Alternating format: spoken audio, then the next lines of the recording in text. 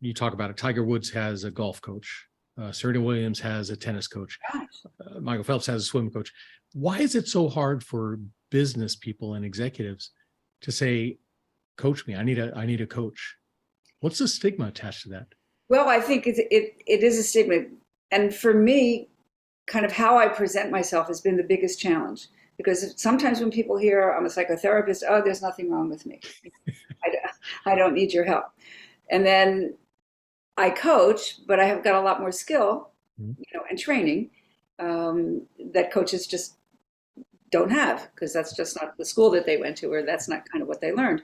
So there is a stigma, and the pandemic has really kind of helped this industry more than anything that I've ever been able to do, because we're seeing the results of people not having the skills to be able to manage the incredible level of stress that we've been under as globally. Yeah. And we hear a lot about the quiet quitting. And a lot of people want to point to the millennials or the Gen Z, Gen X. I don't think it's them. They're on top of it. If they don't like the job that they're in, if they don't feel engaged, they quit, they leave, they go somewhere else. It's the boomer generation, I think, that they either feel stuck or they feel, this is what I know. And so I'm just going to sit here and just kind of go along with it. Right. And there's a cost to that. Yeah. There's always a cost.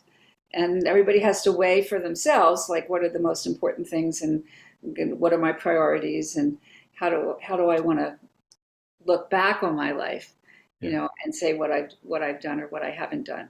But the younger generation is definitely leading the way. I like to say that I'm the oldest, kind of millennial, because I love their philosophy. Sure. They're purposeful, and they love the personal growth, the transformational stuff that I teach. They're hungry for it. They're absolutely hungry for it. And they're not going to put up with being treated poorly. And so at the same time, they've got other things to learn that we know that they haven't learned. But again, everybody has to come to it. In order to really kind of look at yourself and be self-reflective, you have to be humble. And you have to be not right or wrong. You just have to be willing to look at. I love the definition of mindfulness that I learned a while back and that I use over and over again. Mindfulness is being aware in the present moment without judgment. Nice.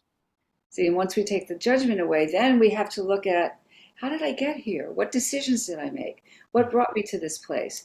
Rather than I'm bad, or I'm terrible, or I'm not good enough, or any one of the other stories that we tell ourselves.